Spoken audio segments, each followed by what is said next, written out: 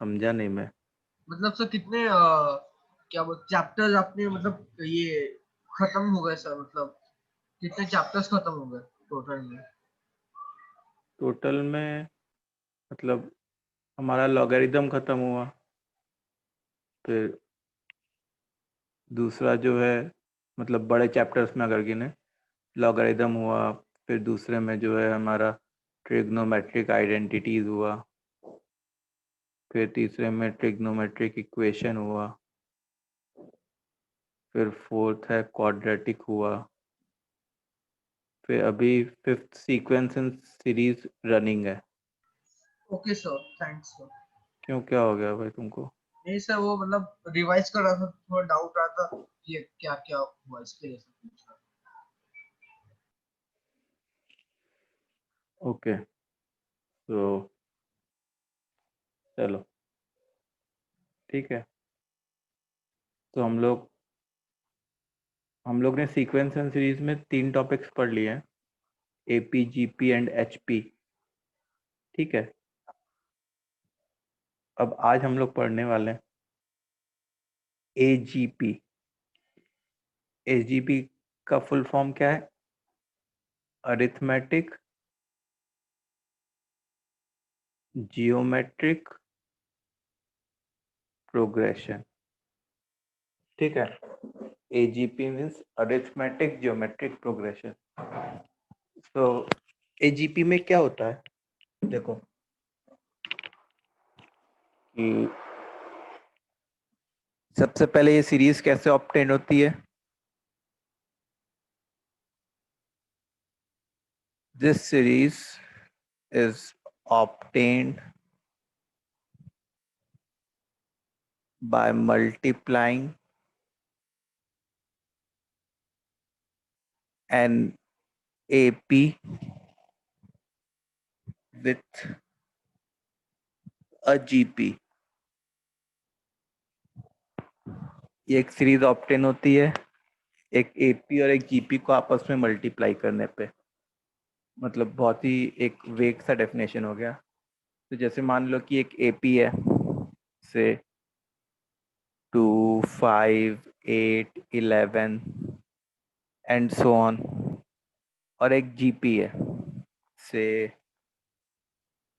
GP क्या लिख लूँ मैं, से 3, 3 square, 3 cube, 3⁴ and so on. ठीक है, अब जैसे मैंने क्या किया कि एपी के फर्स्ट टर्म को जीपी के फर्स्ट टर्म से मल्टीप्लाई कर दिया, तो 2 × 3। एपी के सेकेंड टर्म को जीपी के सेकेंड टर्म से मल्टीप्लाई कर दिया, तो 5 × 3² एपी के थर्ड टर्म को जीपी के थर्ड टर्म से मल्टीप्लाई कर दिया, तो 8 × 3³ तो एंड सो ऑन। तो ये वाली जो सीरीज बनेगी, इस सीरीज को हम लोग क्या कहेंगे, एजीपी कहेंगे। सो एजीपी कैसे ऑब्टेन होती है, एक एपी और एक जीपी को आपस में मल्टीप्लाई करने पे। इतनी बात क्लियर है तुम लोग को? Yes sir. चलो ठीक है, तो इतना लिखो, फिर आगे बढ़ते हैं अपने। सर थोड़ा ऊपर कीजिए ना प्लीज।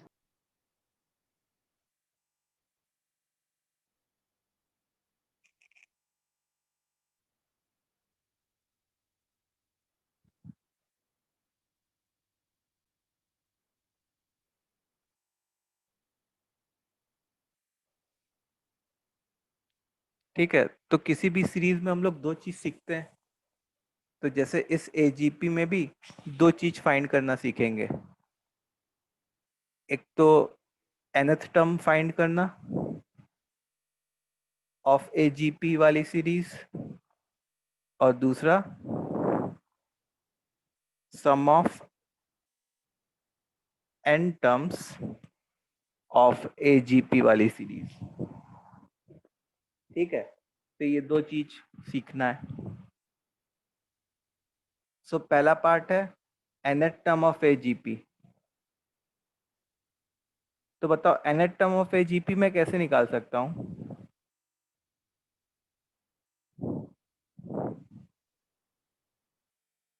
सोच के बताओ, how can we find nth term of AGP? Sir, nth term of AP into nth term of GP. हाँ, nth term of AP into nth term of GP. So it can be obtained by multiplying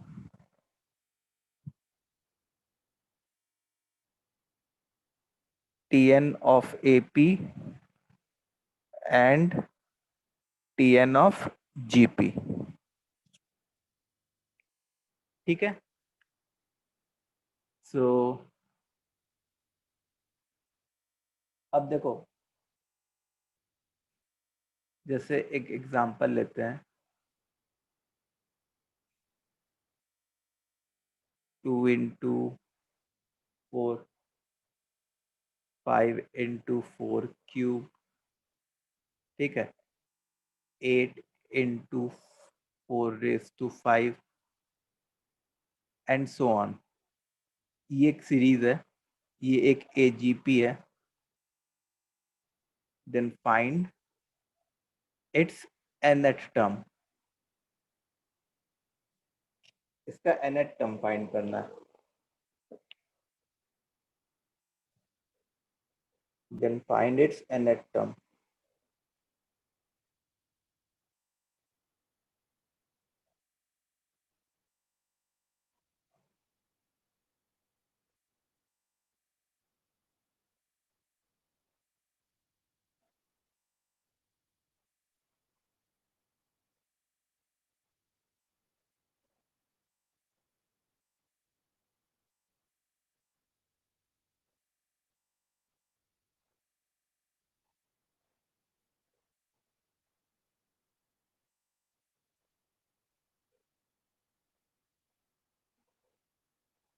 So 3n minus 1 into 4 raised to power 2n minus 1. 3n minus 1 into 4 raised to power 2n minus 1. ठीक है.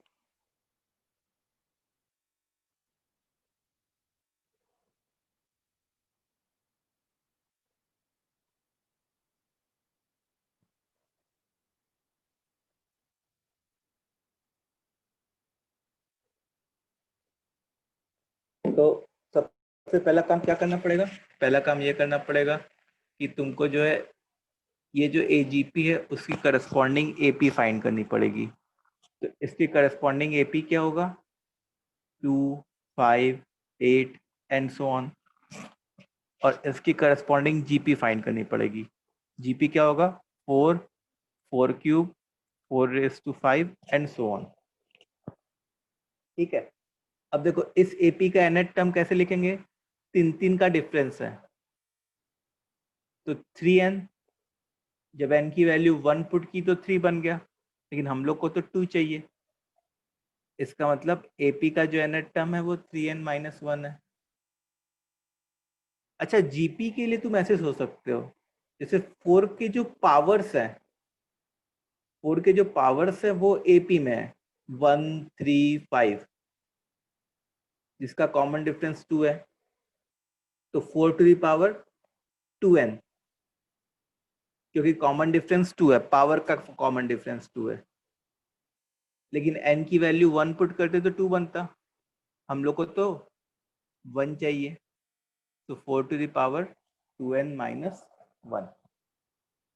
Therefore, nth term of AGP will be 3n minus 1 into 4 raised to 2n minus 1. 3n minus 1 into 4 raised to 2n minus 1.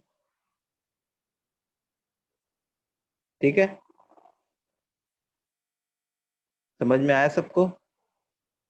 तो पहले क्या करना होगा, जो AGP दी होगी उसकी करस्पॉन्डिंग AP और करस्पॉन्डिंग GP सेग्रीगेट करना होगा कि उसकी AP कौन सी है और उसकी GP कौन सी है, और उनको देख के फिर हम लोग AP का nth टर्म लिखेंगे और GP का nth टर्म लिखेंगे.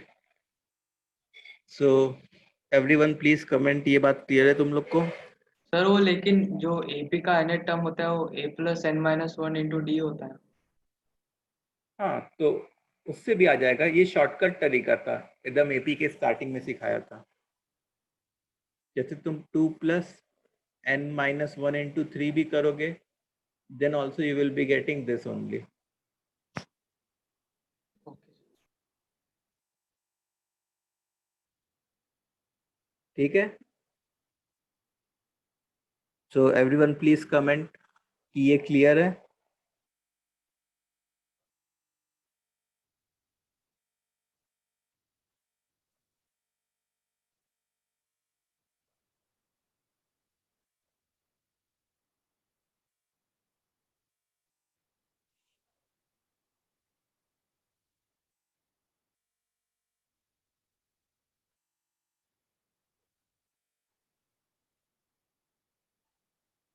अच्छा, जैसे मान लो 1 मिनट ऊपर स्क्रॉल करो।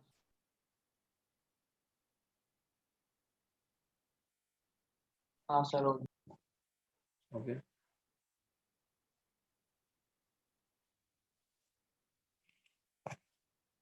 सो अच्छा,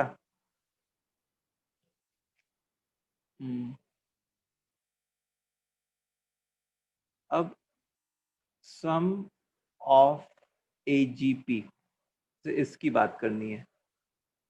सम ऑफ एजीपी, तो एजीपी के सम के लिए क्या हम लोग ऐसा कर सकते हैं क्या कि दिस इज इक्वल टू जो उसकी एपी है उसका सम निकाल लिया, और जो उसकी जीपी है उसका सम निकाल लिया, और आपस में मल्टीप्लाई कर दिया, सम of AGP.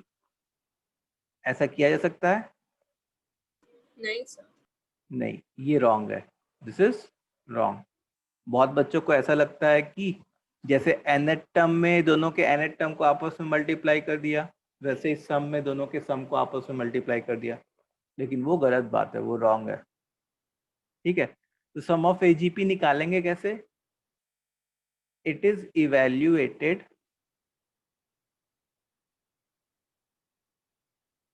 By the same procedure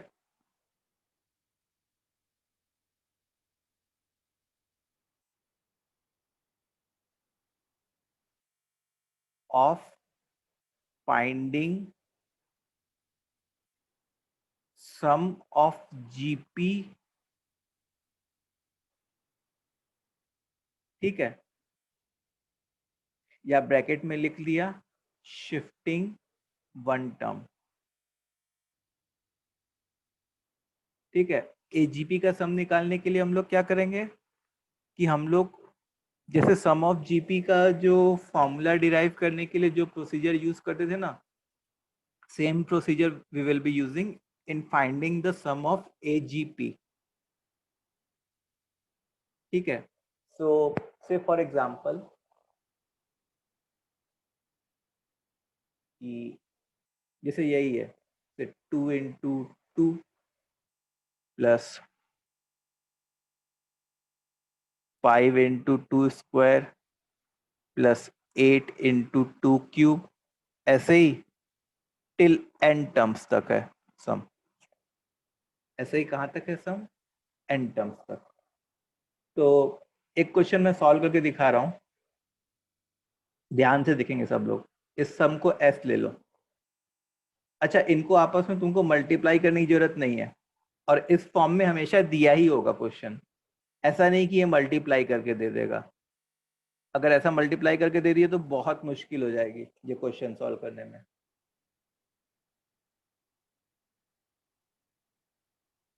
So the first thing which we need to do is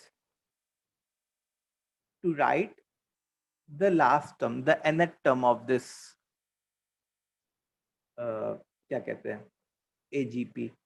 तो देखो इसका जो AP वाला कंपोनेंट है वो 258 है, तो 258 इस सीरीज का nth टर्म क्या होगा? 3 का डिफरेंस है, 3n minus 1. 3n minus 1 into इसका जो जीपी का कंपोनेंट है 2, 2 स्क्वायर 2 क्यूब है, इसका nth टर्म क्या हो जाता? 2 रेस टू n। इतनी बात समझ में आई तुम लोग को? Yes sir. ओके, ये से हमारा फर्स्ट इक्वेशन हो गया। अब सेकंड इक्वेशन में हम लोग क्या करेंगे कि इस एजीपी का जो जीपी होता उसका कुछ कॉमन रेशियो हो रहा होता। जैसे जीपी तो ये था इस एजीपी का 2 स्क्वायर 2 क्यूब, तो उसका कॉमन रेशियो क्या हो रहा होता? 2 हो रहा होता। तो हम लोग इक्वेशन 1 को 2 से मल्टीप्लाई कर देंगे तो 2s। अच्छा, हम लोग को अब इसको भी 2 से मल्टीप्लाई करना है, तो इसको 2 से मल्टीप्लाई करके यहाँ पे लिखा 2 इंटू 2 स्क्वायर, फिर इसको 2 से मल्टीप्लाई करके यहाँ पे लिखा 5 इंटू 2 क्यूब। ठीक है। अच्छा, यहाँ पे 3n-1 है, तो इससे जस्ट पहले क्या आता? 3n-4 आता टाइप का टर्म, क्योंकि 3 का डिफरेंस है। तो यहाँ पे क्या आता? 3n-4 इंटू 2n प्लस, अब लास्ट वाला क्या आता? इसको भी मल्टीप्लाई करना बाकी है, तो वो ऐसा बन जाता 3n-1 इंटू 2n+1। ठीक है। So this is what the second equation। ये क्या है? हमारा सेकेंड इक्वेशन है। इतनी बात समझ में आई तुम लोग को? Yes. Yes, sir. ओके, अब हम लोग को सेम प्रोसीजर करना है, दोनों इक्वेशंस को आपस में सब्ट्रैक्ट करना है। सर मेरा थोड़ा नेटवर्क इशू है, आप ये दूसरा स्टेप वापस बता दोगे 2s वाला?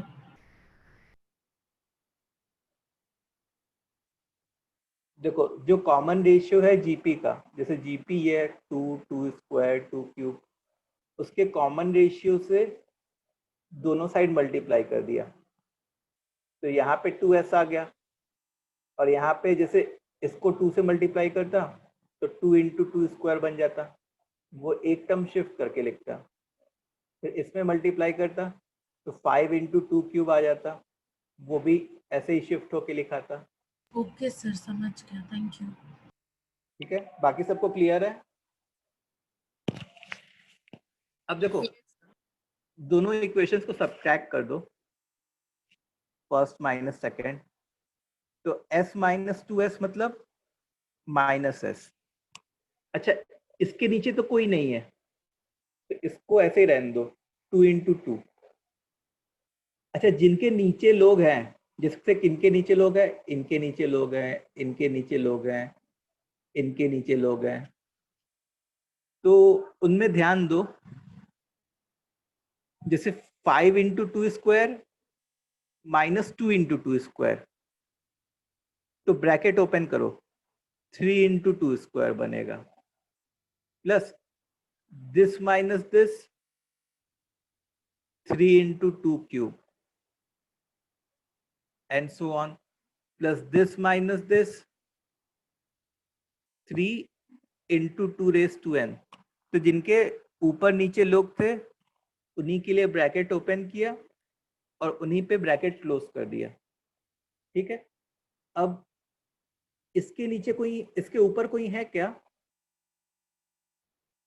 3n-1 रेज टू 2n+1 के नीचे ऊपर कोई नहीं है, क्योंकि वो तो यहाँ पे कहीं आता ना, इसके बाद जो आता वो होता कोई, तो इसको अलग से लिख लिया -3n-1 इंटू 2n+1। ठीक है। अब जो लोग ब्रैकेट के बाहर है उनको एक साथ लिख लिया, तो -s is equal to 2 into 2 square 4 -3n-1 into 2n+1 plus 3 times इस ब्रैकेट में से कॉमन निकाल लो, 2 square plus 2 cube plus 2⁴ till 2n। समझ में आई बात? तो ये जो ब्रैकेट है वो क्या बन जाएगा बताओ? Sir, GP. Sum of GP बन जाएगा। अच्छा, इस ब्रैकेट में कितने टर्म्स हैं? N-1. n-1। देखो अगर 1 से लेके n तक जा रहा होता, जैसे पावर 1 से लेके n तक जा रहा होता तो n टर्म्स होते, लेकिन पावर तो 2 से लेके n तक गया तो कितने टर्म्स होंगे? n-1 terms. तो this GP contains n-1 terms. तो इसमें सम ऑफ जीपी का फॉर्मूला लगा दिया। So minus s is equal to 4 minus 3n-1 into 2 raise to n+1 plus 3 times. अब देखो इसमें सम ऑफ जीपी का फॉर्मूला क्या होता है? a r raise to n-1 upon r-1। तो a इज 2 स्क्वायर, कॉमन रेशियो क्या है? 2 रेज टू, यहाँ पे पावर में क्या लिखेंगे? Number of terms which are n-1 -1 whole upon r-1 2 -1। ठीक है, तो यही जो है, अब जैसे इस माइनस साइन को उधर भेज दो, अब इसको तुम फर्दर सिंप्लीफाई नहीं कर पाओगे, you won't be able to simplify further. तो 3n-1 ये माइनस को प्लस बना देता into 2 raise to n+1 -4 minus 12 2 raise to n-1 -1। ये हमारा आंसर आ जाता। बहुत हुआ तो इस -4 और इसको आपस में मल्टीप्लाई करके और एक कांस्टेंट बना देते हैं।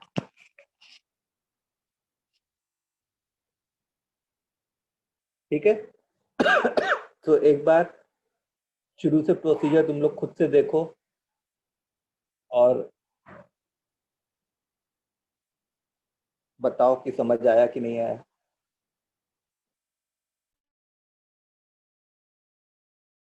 सर वो सब्ट्रैक्ट करने वाला स्टेप नहीं समझे, वो बताओगे एक बार?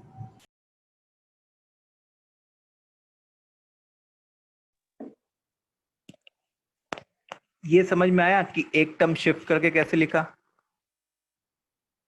अब देखो जैसे इसके नीचे ये है ना, तो दिस माइनस दिस जब करेंगे, जैसे मान लो कहीं ऐसा लिखा है 5 into 2 square minus 2 into 2 square, तो उससे 2 स्क्वायर कॉमन आ जाएगा, 5 माइनस 2 मतलब 3। फिर ऐसे ही 5 into 2 cube minus 2 into 2 cube, तो 2 क्यूब कॉमन आ जाएगा, 5 माइनस 2 इज 3। तो उसी वजह से यहाँ पे 3 इंटू 2 स्क्वायर आया, 3 इंटू 2 क्यूब आया, ऐसे ही 3 इंटू 2 रेज टू n आया सब्ट्रैक्ट करने पे। सर हमारा जनरल फॉर्मूला वो लास्ट स्टेटमेंट है ना? हाँ, मतलब देखो इस क्वेश्चन में जनरल फॉर्मूला तुमको याद करना ही नहीं है, तुमको बस प्रोसीजर याद करना है। ठीक है, मतलब ये, हाँ ये सम ऑफ n टर्म्स है। मतलब देखो ऑब्जेक्टिव टाइप क्वेश्चन में बहुत रेयर चांसेस है कि ऐसे टाइप का क्वेश्चन आए। ठीक है, लेकिन हाँ इसके एप्लीकेशन पे आ सकता है, वो अभी मैं बताता हूँ। प्रोसीजर सेम होगा उसका भी।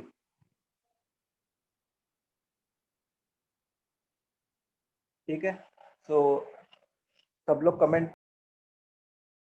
सर इसको एक बार समराइज करके स्टेप्स लिखवा सकते हो क्या? एक मिनट,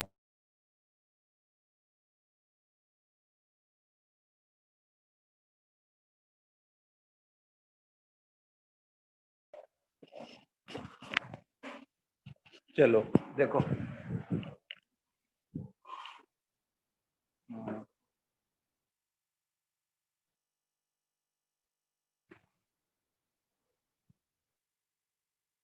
जैसे अगर मैं स्टेप्स लिखना चाहूँ तो पहला स्टेप क्या लिखूंगा कि राइट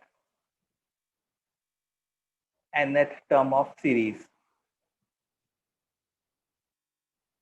ठीक है, मतलब ये जो चीज है मैंने खुद से लिखी। क्वेश्चन तो ये दिया था ये जो चीज है मैंने खुद से लिखी, nth term of the series.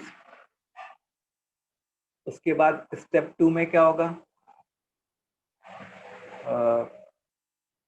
Find the common ratio of its corresponding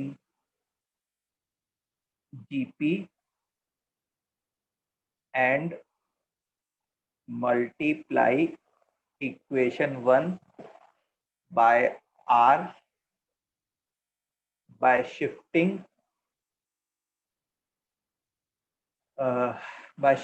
one term। ठीक है, उसके बाद क्या होगा, फर्स्ट माइनस सेकंड कर देना।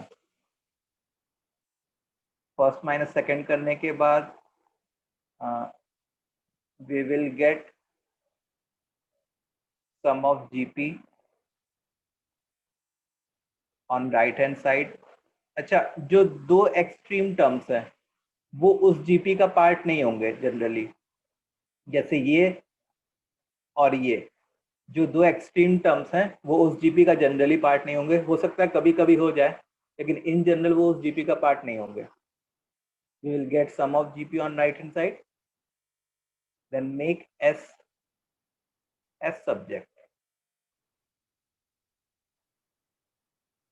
ठीक है,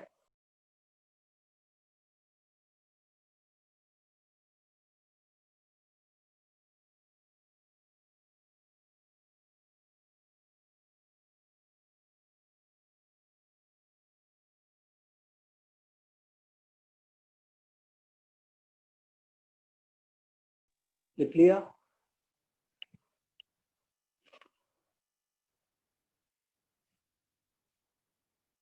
अब एक क्वेश्चन तुम लोग खुद से कर लो। तो क्वेश्चन है हमारा क्या, सर 1 सेकंड थोड़ा ऊपर जाइए ना।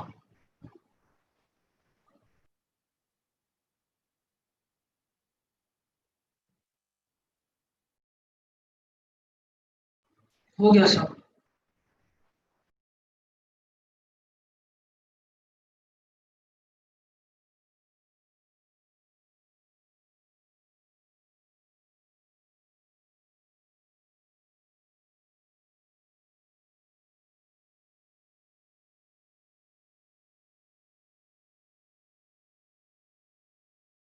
ठीक है, ये एक सीरीज है।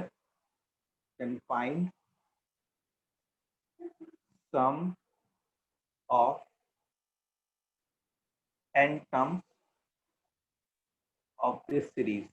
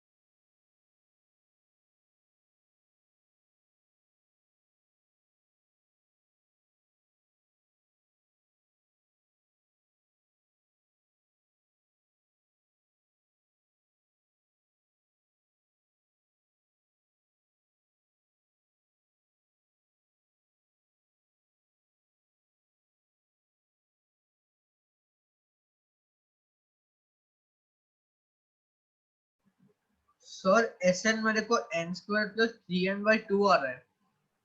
क्या हुआ? सर Sn मेरे को n square plus 3n by 2 आ रहा है। n square plus 3n/2? और हाँ सर। नहीं नहीं, वो पावर में जाएगा, 3 का पावर में कुछ जाएगा। Okay sir.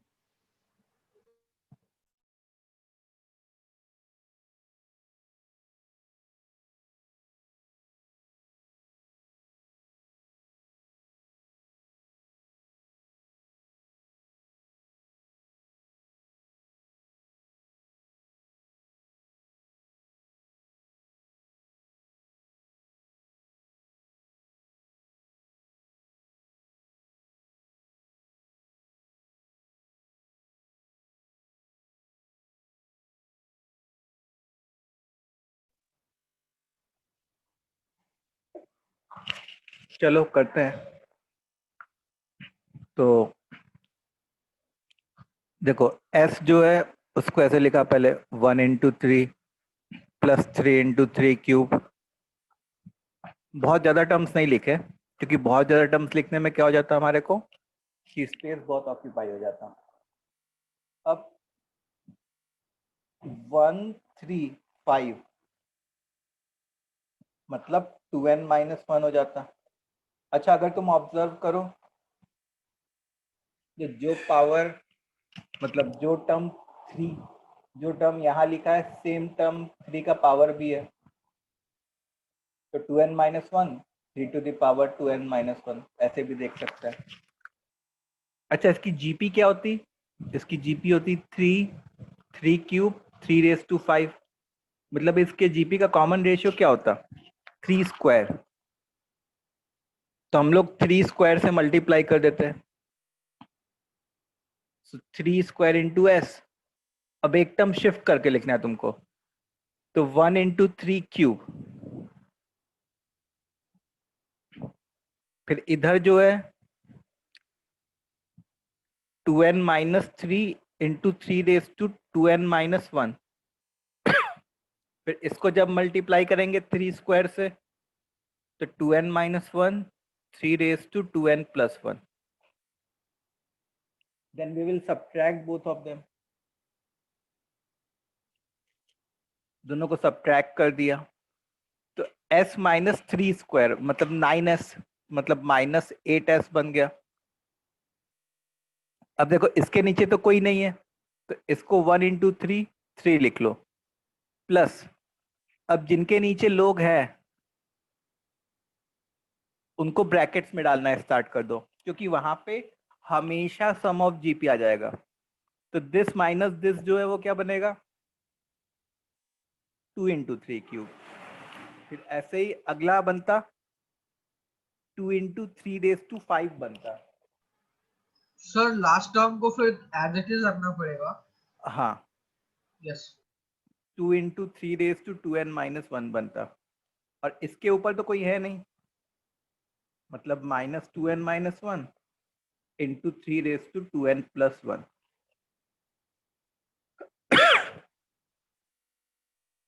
ठीक है। अब देखो, अब 2 कॉमन ले लिया हम लोगों ने, तो 3 cube plus 3⁵5 till 3⁵2n-1 minus of 2n-1 into 3⁵2n+1, this is -8s। अच्छा, इसमें कितने टर्म्स होते? अगेन n-1 टर्म्स होते। कैसे पता चला? देखो यहां से लेके यहां तक n टर्म्स है, और जो ब्रैकेट बना वो तुम ऐसे सोचो कि यहां से लेके यहां तक के वालों के वजह से ब्रैकेट बना। तो कितने टर्म्स हुए उसमें, येलो वाले में? n-1 terms. So I will be getting 3 plus 2. अब देखो a is 3 cube, r is 3 square raised to number of terms -1 whole upon r -1 minus of 2n-1 into 3⁵2n+1। This is what -8s। बस इतना ही छोड़ दिया, अब ज्यादा calculation पे नहीं गए। तो ये आंसर आ गया हमारा।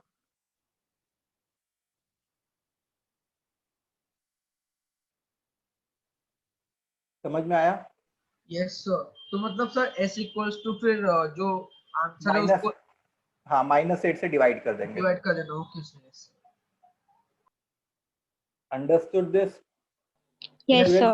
Procedure Yes. समझ में आ गया? कैलकुलेशन तो थोड़ा लंबा है। तो अब देखो होता सर क्या एक है, मिनट ऊपर स्क्रॉल कर दो ना।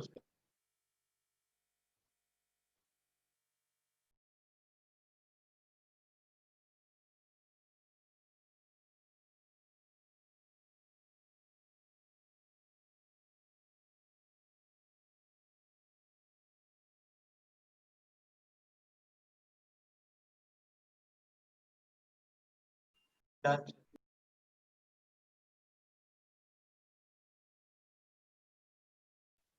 अब देखो होता क्या है कि एक टर्म डिफाइन किया, infinite decreasing AGP, infinite decreasing AGP. तो ये ऐसे तो ये बुक में कहीं दिया नहीं रहता कि इनफाइनाइट डिक्रीजिंग एजीपी क्या है, ये अपनी सहूलियत के लिए हमने डिफाइन कर दिया, ठीक है, टू मेक थिंग्स इजियर। तो इनफाइनाइट डिक्रीजिंग एजीपी में क्या होगा, इनफाइनाइट नंबर ऑफ टर्म्स होंगे, ऑब्वियस सी बात है एजीपी की तो होगी, और जो जीपी है, जो इस एजीपी की कॉरेस्पॉन्डिंग जीपी है, वो डिक्रीजिंग होगी। डिक्रीजिंग जीपी का क्या मतलब है कि आर की वैल्यू 1 और -1 के बीच में। -1 से 1 के बीच में, एंड ऑब्वियसली आर की वैल्यू 0 तो नहीं हो ही नहीं सकती। तो इनफाइनाइट डिक्रीजिंग एजीपी में क्या होता है कि सम ऑफ इनफाइनाइट डिक्रीजिंग एजीपी जो है वो एक कांस्टेंट आ रहा होता है। जैसे सम ऑफ इनफाइनाइट जीपी जो है वो कांस्टेंट आ रहा होता है, इनफाइनाइट डिक्रीजिंग जीपी, वैसे ही सम ऑफ इनफाइनाइट डिक्रीजिंग एजीपी भी कांस्टेंट आ रहा होता है। तो बेसिकली क्वेश्चंस इस पे बनते हैं। अच्छा, इसका सम फाइंड करने का प्रोसीजर क्या है? Procedure is same as earlier. जो अभी जो प्रोसीजर पढ़ा, ऊपर वाला प्रोसीजर जो पढ़ा, वही सेम प्रोसीजर है। तो अब एक क्वेश्चन करते हैं, मतलब क्वेश्चन देते हैं और उसको सॉल्व करो।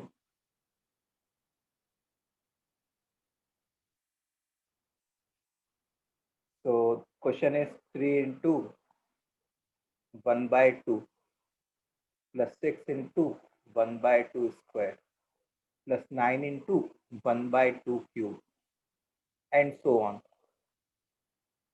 डॉट डॉट डॉट लगा दिया। Find sum till infinite number of terms.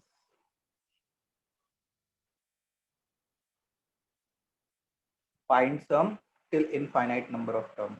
चलो इसको करो, सेम प्रोसीजर है।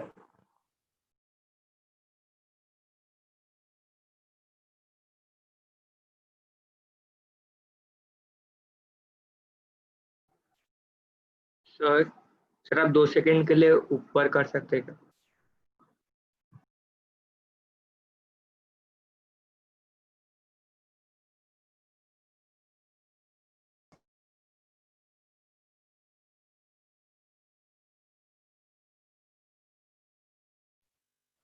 और ऊपर नहीं सर, बस इधर 1 सेकंड।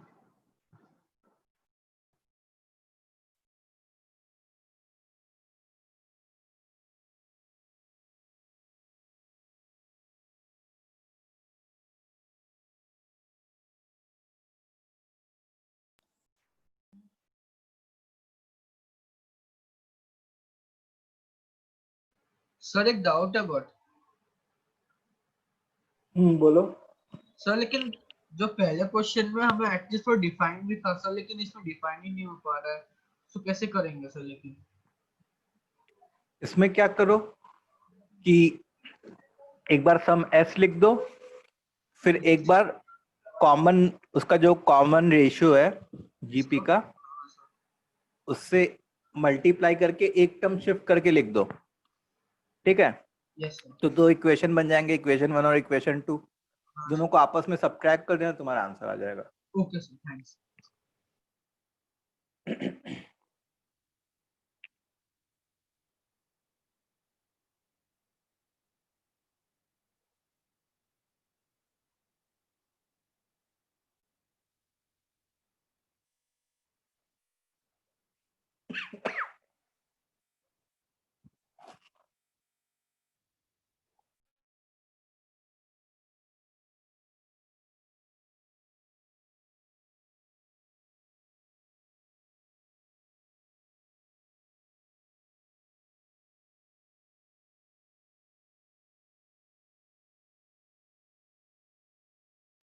सर 6 है क्या आंसर?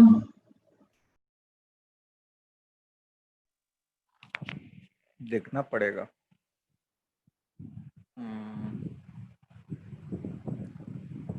6 नहीं होगा, और कुछ होगा शायद।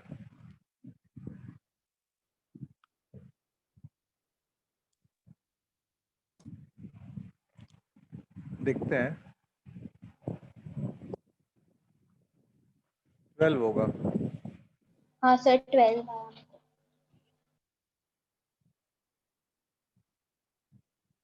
देखो सीधे इसे मैंने स्क्वायर कह दिया, 3 into 1/2 plus 6 into 1/2 square plus 9 into 1/2 cube. मान लो एक और टर्म लिख लेते हैं, 12 into 1/2 raise to 4 dot dot dot. अब इसका जो जीपी है उसका कॉमन रेशियो हाफ है, तो हाफ से मल्टीप्लाई कर दिया दोनों साइड, तो s/2 और एक टर्म शिफ्ट करके लिखा, तो 3 into 1/2 square plus 6 into 1/2 cube plus 9 into 1/2 raise to 4 and dot dot dot. अब दोनों को सब्ट्रैक्ट कर दो, तो s माइनस s/2 कितना हो जाएगा, s/2, फिर 3/2 बन गया प्लस दिस माइनस दिस। देखो जिसके ऊपर नीचे लोग आने लगते हैं वहां से ब्रैकेट शुरू हो जाता है, तो 3 इंटू 1/2 स्क्वायर, फिर अगला क्या बनता, 3 इंटू 1/2 क्यूब, फिर 3 into 1/2 raise to 4 dot dot dot. इतनी बात समझ में आई? Yes yes sir. सर। बस अब जो ब्रैकेट है वो क्या है बताओ, एक सम ऑफ इनफाइनाइट जीपी है, इनफाइनाइट डिक्रीजिंग जीपी। तो जैसे मान लो 3/2, 3 कॉमन ले लिया, 1/2 square plus 1/2 cube and so on. अच्छा, हो सकता है ऐसे। 3a अपॉन a जो है 1/2 स्क्वायर है, होल अपॉन 1 माइनस आर, 6 आ रहा है। इसका जो कॉमन रेशियो है वो हाफ है, इसका मतलब ये बन गया 3/2 प्लस 3/2 विच इज 3। तो ये जो 3 है वो s/2 की वैल्यू आई है, इसका मतलब s की वैल्यू कितनी हो जाएगी, 6। The value of s will be what, 6। समझा सबने? तो देखो ये इजी है कि वो वाला इजी था जो n टर्म्स वाला था, सर ये वाला इजी लगा सर। ये वाला इजी है, और 2 मिनट में यही आ पाएगा। n टर्म्स के लिए तो बहुत लंबा कैलकुलेशन हो जाएगा। ठीक है, लेकिन प्रोसीजर वही लगा जो पुराने में लगा था। तो एवरीवन प्लीज कमेंट, ये क्लियर है?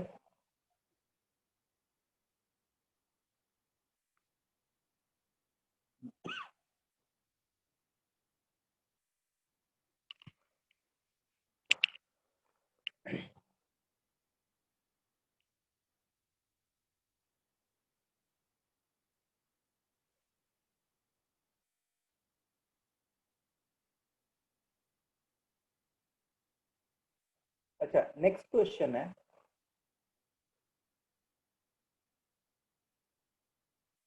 s is equal to 1 square into x plus 2 square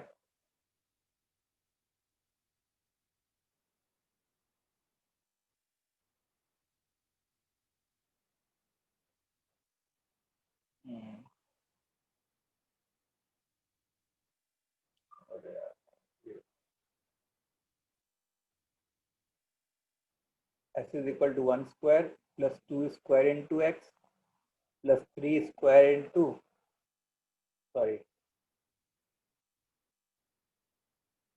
x square plus 4 square into x cube and so on till infinite number of terms where mod x is less than 1. ठीक है? Then find s in terms of x. Find s in terms of x.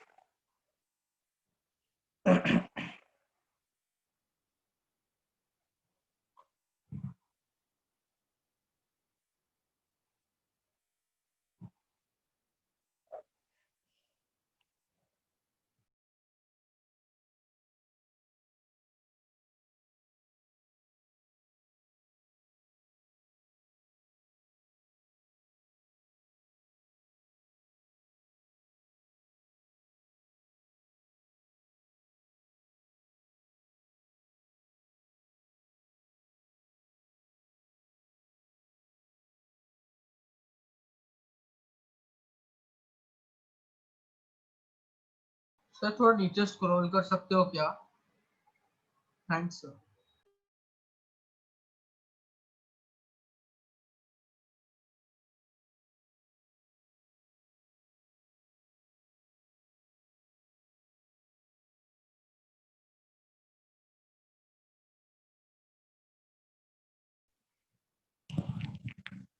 अच्छा, ये AGP है क्या?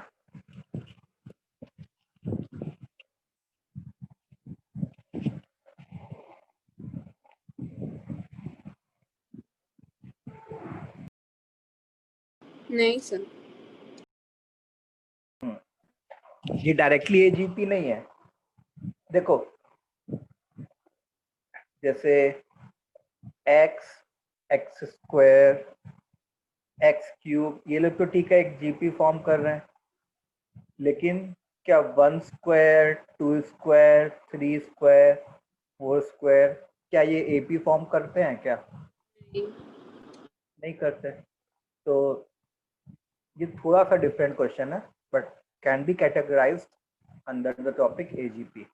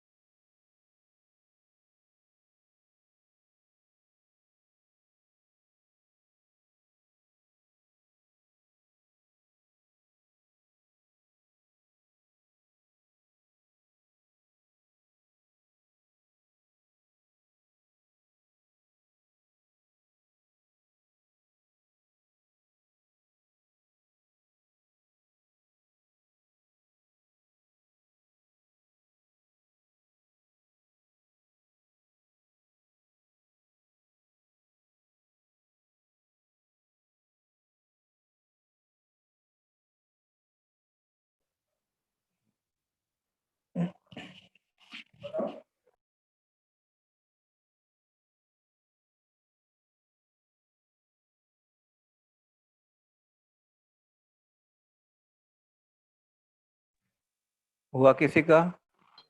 Sir sir 1 minute होने वाला है। हाँ बोलो। 1 + x/1 - x³ आ रहा है।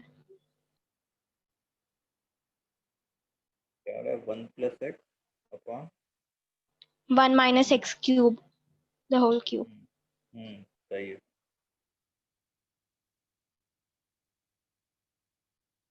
इसका आंसर आया ये वाला 1 + x होल अपॉन 1 - x का होल क्यूब।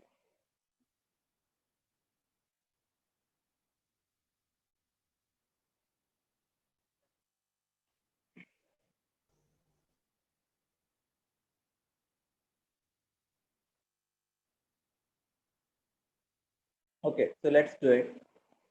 चलो तो देखो, जैसे s जो है उसको ऐसे लिख लिया 1² + 2² × x + 3² × x² + 4² × x³ and so on. ठीक है, तो अब देखो इसका जो जीपी है, जीपी का कॉमन रेशियो क्या है?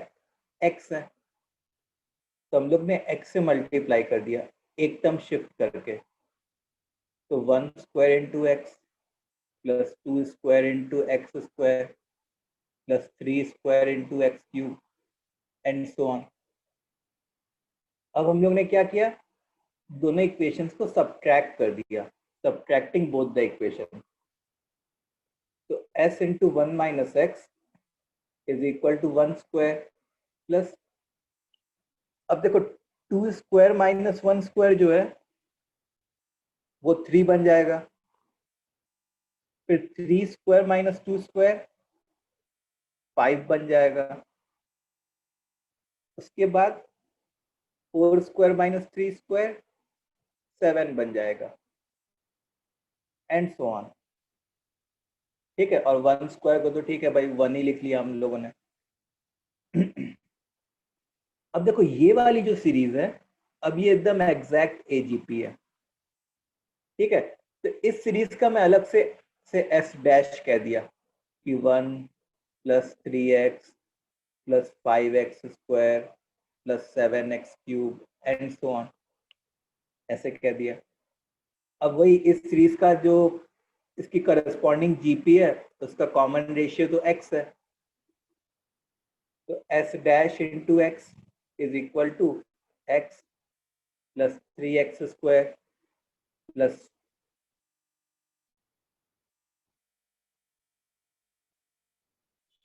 5x³ and so on. अब सब्ट्रैक्ट करो, s डैश इंटू 1 - x = 1। अब इनके नीचे के सब्ट्रैक्ट करने की बारी आई तो ब्रैकेट्स खुलना स्टार्ट हो जाएंगे, डॉट डॉट डॉट।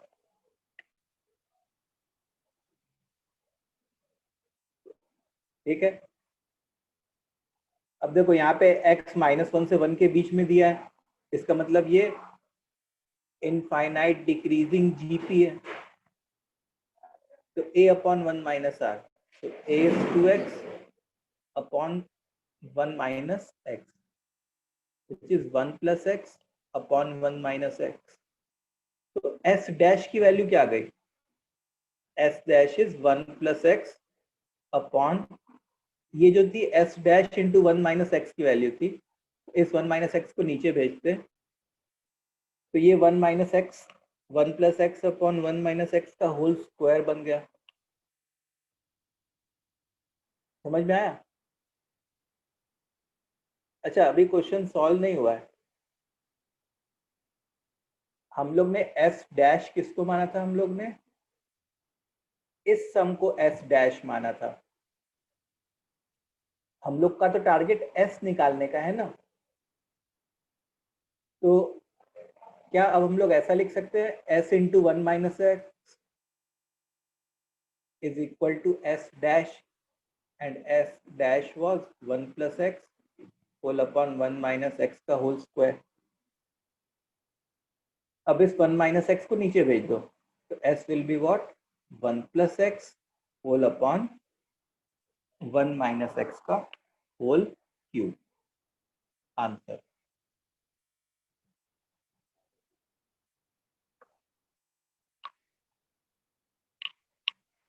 समझ में आया सबको? Yes, sir. सब लोग जल्दी से कमेंट करो। किसका पहली बार में सॉल्व हो गया था? Sir, मेरा। जिया का। गुड। बाकी सब लोगों को क्लियर है कि कैसे किया हम लोगों ने इस क्वेश्चन को?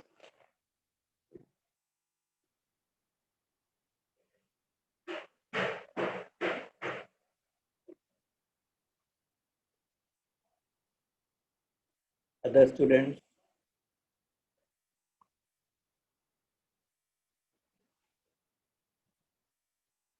चलो, तो अब आगे बढ़ते हम लोग। तो ये क्या था हमारा टॉपिक? एजीपी था।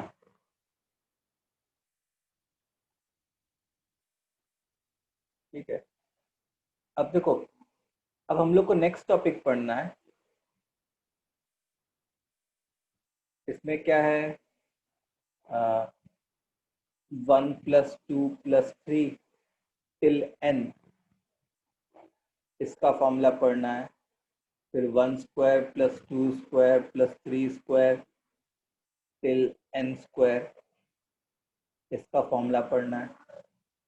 फिर 1 cube plus 2 cube plus 3 cube till n cube, इसका फॉर्मूला पढ़ना है। ठीक है, इसको क्या कहते हैं? इसको कहते हैं sum of first n natural numbers. इसको क्या कहते हैं? Sum of squares of first n natural numbers. और इसको क्या कहते हैं? Sum of cubes of first n natural numbers. तो पहले का फॉर्मूला क्या होता है? n into n plus 1/2। ठीक है, दूसरे का फॉर्मूला जो होता है वो होता है n into n plus 1 into 2n plus 1 whole upon 6। और तीसरे का फॉर्मूला क्या होता है? n इंटू n प्लस 1/2 का होल स्क्वायर। ठीक है, तो इन तीनों के फॉर्मूले एक बार लिख लो।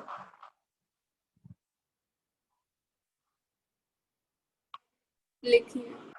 लिख लिया? ओके। सर एक सेकंड सर।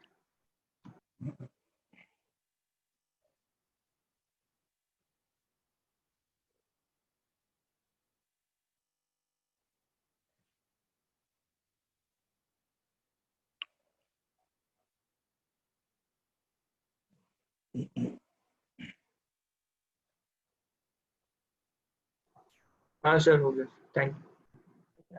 अच्छा, if I talk about proof, तो पहले का जो प्रूफ है वो तो एक तरीके से तुम सम ऑफ एपी के तरीके से निकाल सकते हो। ये एपी है एक, इस एपी में कितने टर्म्स हैं? n terms. n terms. तो n/2 a plus L, first term plus last term. ठीक है, यहां से ये वाला फॉर्मूला आ जाएगा पहले का। अच्छा, अब दूसरे का प्रूफ निकालने के लिए मेहनत करनी पड़ती है। अब क्या मेहनत करनी पड़ती है वो देखो। जैसे मेरे को इस फॉर्मूले का प्रूफ निकालना है कि इस फॉर्मूले का प्रूफ ये है, तो मैं क्या करूंगा? मैं अपने मन से एक एक्सपेंशन लिखूंगा, n प्लस 1 का whole cube minus n cube. अच्छा बताओ, n प्लस 1 का होल क्यूब क्या होता है? एक n cube plus 3n square plus 3n plus 1 minus n cube. मतलब ये n क्यूब और ये n क्यूब कैंसिल हो जाते हैं। We all agree? Yes. Yes, sir. तो अल्टीमेटली क्या बचता, थोड़ा साफ सुथरा करने के लिए यहीं पे मिटा दिया होता मैंने, ऐसे लिख सकता था। ओके, अब मैंने क्या किया, जैसे मान लो एक बार n की वैल्यू 1 पुट की, तो n की वैल्यू 1 पुट करने पे क्या बनता, 2 cube minus 1 cube is equal to 3 into 1 square plus 3 into 1 plus 1। ऐसे ही n की वैल्यू 2 पुट करता इसमें, तो n की वैल्यू 2 पुट करने पे क्या होता हमारा, 3 cube minus 2 cube is equal to 3 into 2 square plus 3 into 2 plus 1। Similarly से मैं n की वैल्यू 3 पुट करता, n की वैल्यू 3 पुट करने पे क्या होता तुम्हारा, 4 क्यूब माइनस 3 क्यूब। समझ में आ रहा है कैसे पुट कर रहे हैं? यस एवरीवन, ये क्लियर है n की वैल्यू पुट करने पे ये सब चीज कैसे बन रही है? Yes, sir. आखिरी में n की जगह n ही पुट कर दिया, तो ये पूरा एग्जैक्टली सेम बन जाता, n प्लस 1 का whole cube minus n cube is equal to 3 into n का whole square plus 3 into n plus 1। ठीक है, तो ये बहुत सारे इक्वेशन बने, first equation, second equation, third equation, ऐसे ही मान लो nth इक्वेशन बन गया ये। अब मैंने क्या किया, एडिंग ऑल द इक्वेशंस, जितने भी n इक्वेशंस हैं उनको ऐड किया, तो देखो लेफ्ट हैंड साइड आपस में ऐड होते हैं और राइट हैंड साइड आपस में ऐड होते हैं।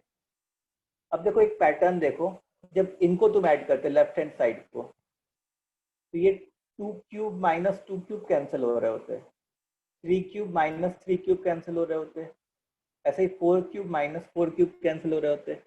तो इस जिस पैटर्न में कैंसिल हो रहे होते हैं उस पैटर्न में तो फिर n क्यूब भी कैंसिल हो गया होता। क्या ये बात क्लियर है? तो बचते कौन लेफ्ट हैंड साइड, एक ये बंदा बचता और एक ये बंदा बचता। तो I will be getting n plus 1 का होल क्यूब माइनस 1 का क्यूब मतलब 1।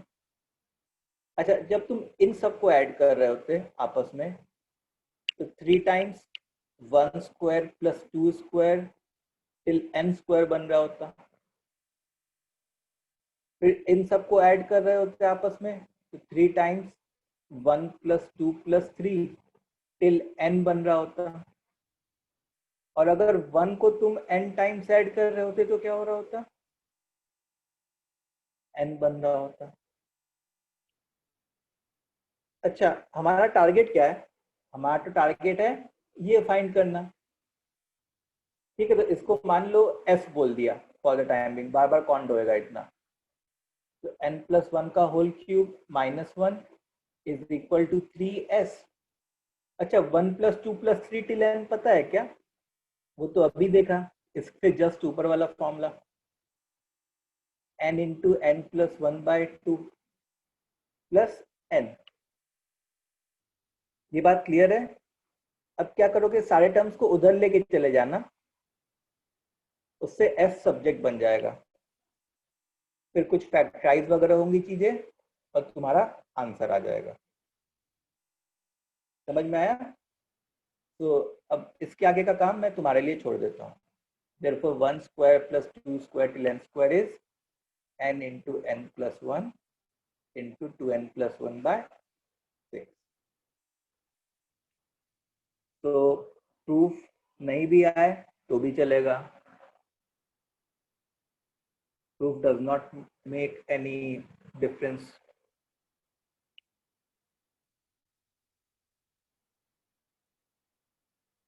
ठीक है,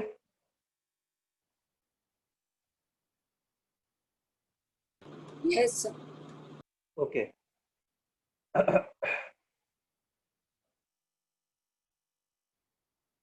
चलो, सो अच्छा, ऐसे ही अगर जैसे तुमको तीसरा वाला प्रूफ करना है ना, 1 cube plus 2 cube till n cube का, तो उसके लिए ना तुमको क्या करना पड़ेगा, what you need to do is, this is for if you want to prove 1 cube plus 2 cube till n cube. तो जैसे मान लो 1 स्क्वायर प्लस 2 स्क्वायर के लिए हम लोगों ने जो एक्सपेंशन वॉलेंटरली लिया वो ये वाला लिया, होल क्यूब वाला लिया। ऐसे ही 1 cube plus 2 cube till n cube में जो अपने मन से एक्सप्रेशन लिखते वो कौन सा लिखते, n plus 1 whole raise to 4 minus n whole raise to 4। ठीक है, फिर n plus 1 whole raise to 4 का एक्सपेंशन हम लोग कर सकते थे किसकी हेल्प से, एक होता है बाइनोमियल थ्योरम। ठीक है, उसकी हेल्प से एक्सपेंशन कर सकते थे n plus 1 whole raise to 4 का।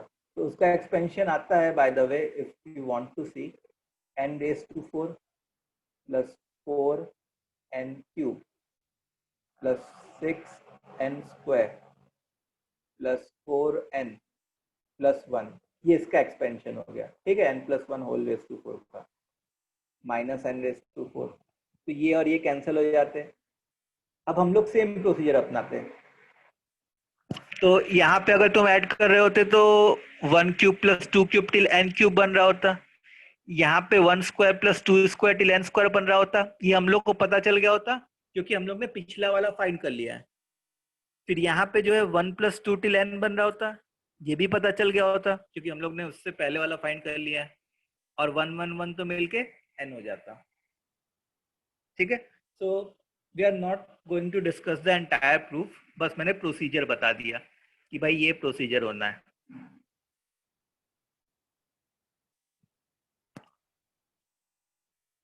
तो इसके लिए प्रोसीजर समझ में आ गया तुम लोग को? Yes. ओके, चलो।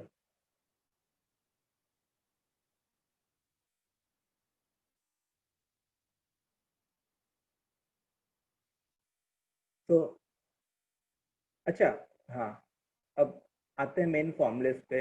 ये 3 मेन फॉर्मूलेस पे, तो अब क्या क्या ध्यान रखना है, points to remember in formulas के लिए, कि एक तो ये सब फॉर्मूलेस तभी एप्लीकेबल होंगे जब हमारी सीरीज 1 से स्टार्ट हो रही हो, मतलब 1 से या 1 स्क्वायर से या 1 क्यूब से स्टार्ट हो रही हो, और जो नंबर्स हैं वो कॉन्जिक्यूटिव हो, मतलब 1 के बाद 2, 2 के बाद 3, या 1 स्क्वायर के बाद 2 स्क्वायर, 2 स्क्वायर के बाद 3 स्क्वायर, या 1 क्यूब के बाद 2 क्यूब, 2 क्यूब के बाद 3 क्यूब, तब जाके हम लोग ये वाला फॉर्मूला लगा सकते हैं। क्या हुआ सर, क्या पूछ रहे हो? सर ये आगे आपने 3 फॉर्मूला लिखे हैं, वो सम के फॉर्मूला लिखे एंड सम के? नहीं, सम के फॉर्मूले हैं ये सम के प्लस लगाया ना मैंने। हाँ सर। ओके, तो फॉर्मूले याद हो गए सबको? तो क्वेश्चन करते हैं अब हम लोग जल्दी जल्दी, थोड़े थोड़े।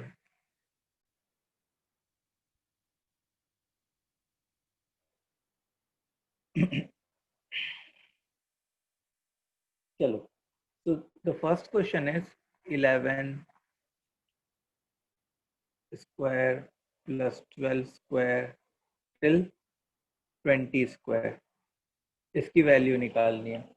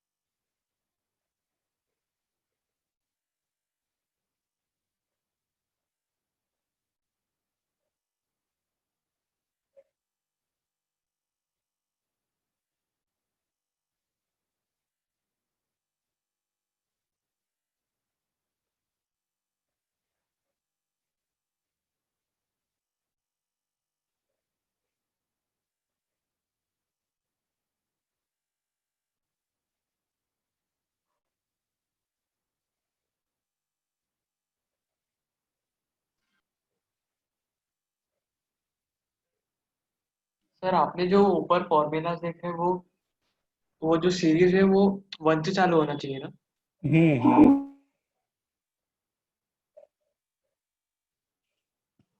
1 से चालू होना चाहिए वो।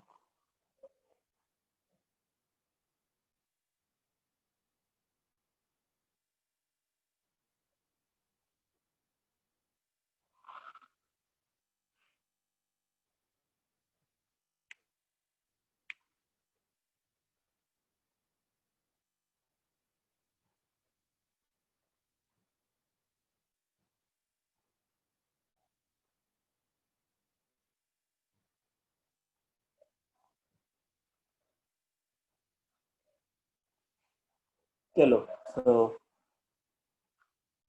अब देखो ये 1 से चालू तो हो नहीं रहा है। यह है 11 square plus 12 square till 20 square. तो अब मैंने क्या किया कि इसमें 1 square plus 2 square till 10 square add कर दिया और उतना ही जो है सब्ट्रैक्ट कर दिया। अब देखो यहां से लेके यहां तक जो है वो क्या बनेगा, 1 square plus 2 square till 20 square तक minus 1 square plus 2 square till 10 square तक। ठीक है, अब क्या दोनों में फॉर्मूले लगाने लायक है क्या? 1 square plus 2 square till 20 square, तो मतलब n into n plus 1 into 2n plus 1 upon 6 minus n into n plus 1 into 2n plus 1 upon 6। Sir आपने वो 10 तक क्यों लिया? क्योंकि ये 11 स्क्वायर से स्टार्ट हो रहा है, तो मिसिंग कहाँ से कहाँ तक था? 1 स्क्वायर से लेके 10 स्क्वायर तक का मिसिंग था। हाँ सर। अगर इसलिए मैंने 10 स्क्वायर तक ऐड किया, ऐड और सब्ट्रैक्ट किया। ठीक है, अब इसको इवैल्यूएट कर लेना, इसको तो इवैल्यूएट कर ही लोगे तुम लोग, वही आंसर होगा हमारा। ठीक है, चलो let's move to next question.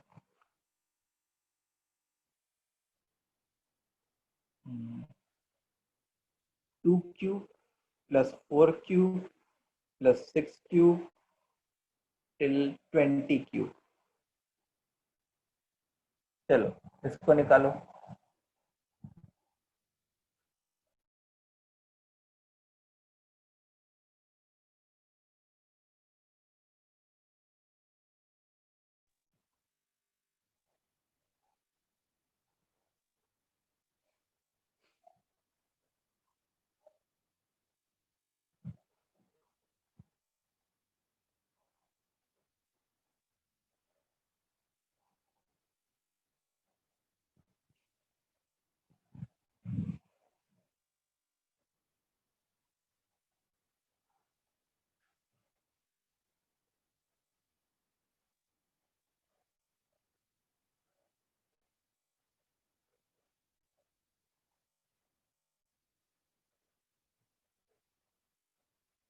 Sir इस क्वेश्चन में हमें 1 क्यूब माइनस करना पड़ेगा।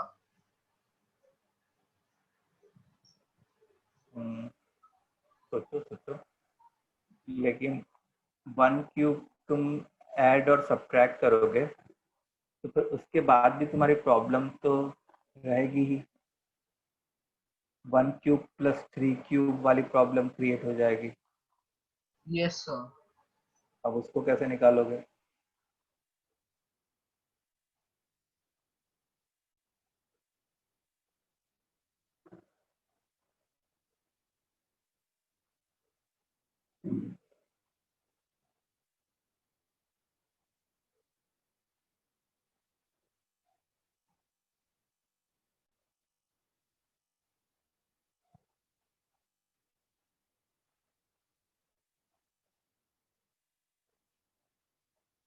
चलो इसका इसका आया।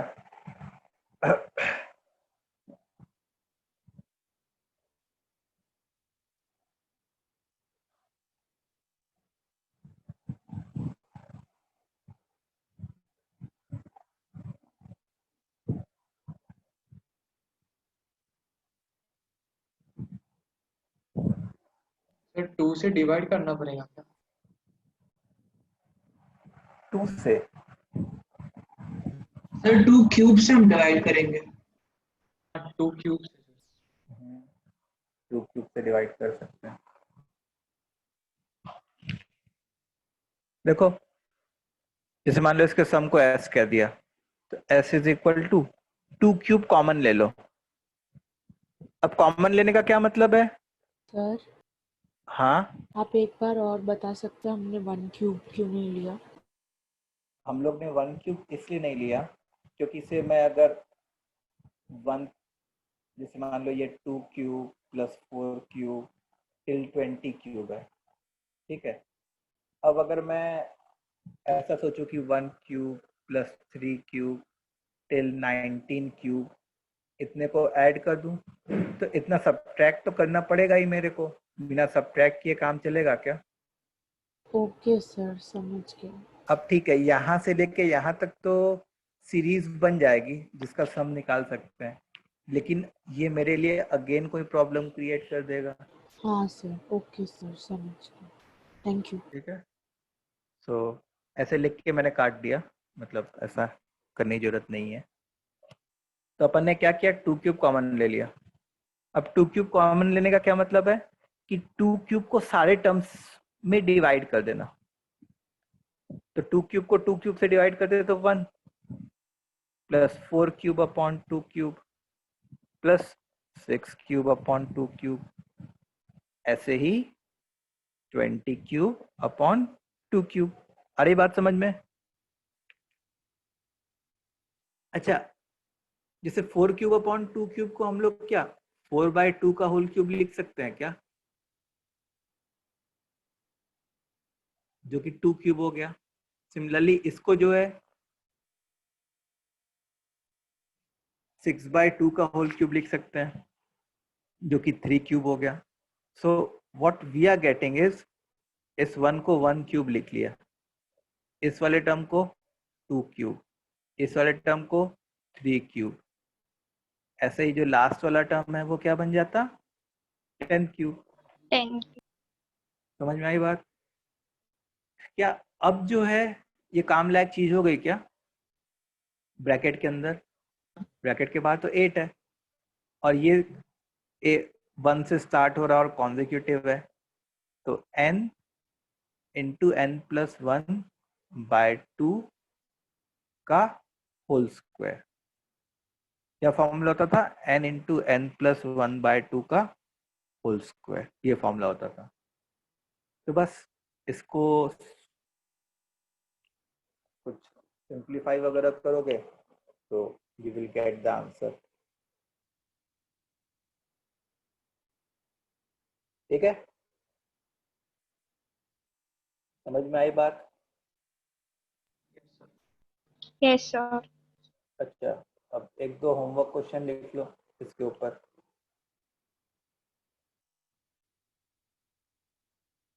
होमवर्क क्वेश्चन है question number 1, 1 square plus 3 square plus 5 square till 19 square.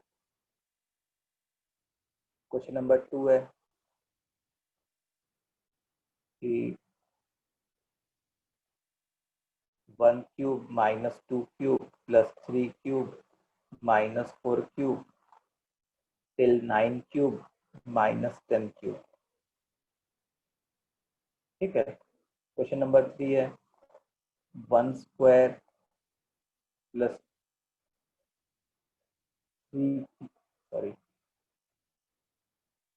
1 square plus 2 cube plus 3 square plus 4 cube, pattern समझ में आ रहा है, प्लस 6 क्यूब, ऐसे ही फिर 19 square plus 20 cube.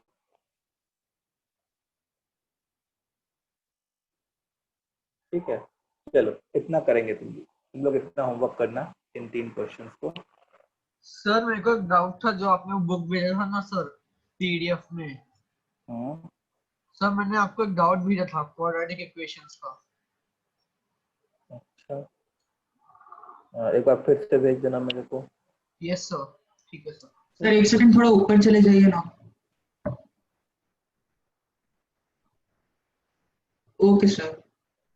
Thank you sir. ठीक है, तो आज के लिए हम लोग इतना ही करते हैं.